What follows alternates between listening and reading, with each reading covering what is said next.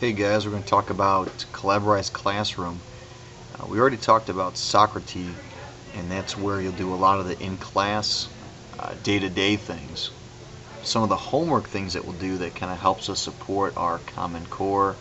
Then also some of our technology standards that our building is adopting. And I'll show you those if you don't remember them. Our technology standards come from the ISTE, International Society for Technology. This is in your student handbook when you signed up for the year.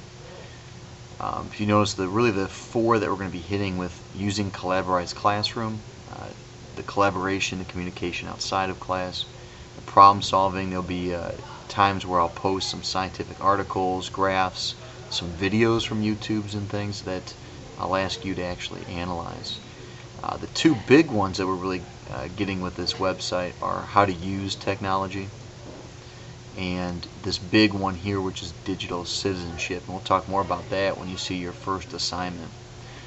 So let's talk a little bit about getting set up for the website. All you'll need to do is go to the website, which is www.collaborizedclassroom.com. Or in your email you'll get a link that will actually give you the churchbio.collaborizedclassroom.com, and when you head there you're going to need to make yourself an account. Here I've already got a very general one made up, but when you click that register now, and if you want to pause the video and give yourself a chance to do this, your first name, last name, and then your screen name would be a combination of your first name, last name. So John Doe, John Doe, and this is how your classmates will see you. So make that a very professional name. Your email address, your district, when you signed up, the district has already assigned you an email address. Remember, that's your student ID at students.u46.org. So 1000-98789, whatever that may be, at students.u46.org. Oops.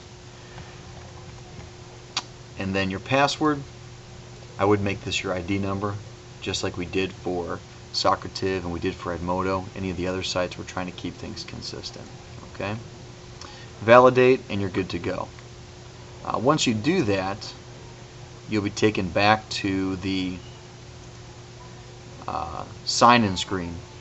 And what you'll get is in a message, once you sign it, this account needs to be approved. And I've set this up so you won't be able to do anything even when you log in until I actually accept you as part of the class. Now I have ultimate control over who's involved in the class, as well as what you're going to post, and we'll see that in a second. Alright, usually this takes me about a day. I'll let you know in class everything's good. And then when you come back and you log in, now we can talk about what you're going to use this for. So while this loads, let's bring back the digital citizenship from ISTE about demonstrating positive attitudes and responsibility for doing this technology piece. We can also look at this big document that you also have a copy of, and that are the Common Core standards that Illinois adopted. Remember, you'll be tested with PARC on this at the end of the year. These, I've kind of linked them for you in your syllabus so that you know when we get to a certain blog attempt that you'll be maybe assessing the extent to which the reasoning and evidence in a text support the author's claims. So maybe I'll give you something about two different scientists, and you'll actually write a response about what did they do, how did they do, do you agree, do you support, etc. And that stuff will be actually in the description. So back to the discussion. There's your church bio. There's your name. Your profile, you might want to talk about editing some sentences, some settings. We'll get into that in a little bit as well. And then we also got our things that you'll be asked to respond to. And so if you notice the first couple, cyberbullying, this is big for your digital citizenship. Some more digital citizenship things that really our first one that you'll be blogging on and responding to during the week are these ones that relate back to these standards. Alright, just a couple things on how to use that. The most popular, or the ending soon. When you log in each week, you might want to click on this ending soon so that if there is a response that's due and you haven't done it yet, it will pop up in order. And so you can notice this one is due. I actually set it for tonight. That it'll be due on the 12th, so you know that you need to respond to that. Most recent, that's a default, and it'll actually show you that. And so it'll show you that when you click on cyberbullying, here's the topic you're asked to do. Find 2 separate examples of cyberbullying, etc. Post your comment, post, and then everybody in the class will see that.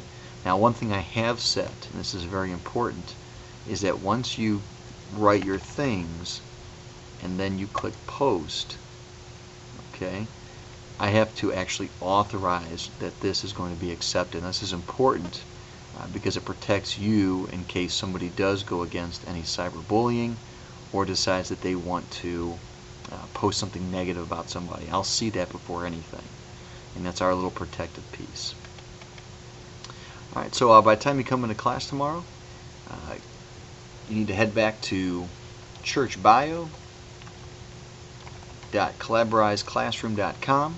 You need to make yourself a profile, and once I get that notification that you want to be in the group, I'll accept you. You can get yourself started on doing some of our Common Core and our digital citizenship responses through this website. All right.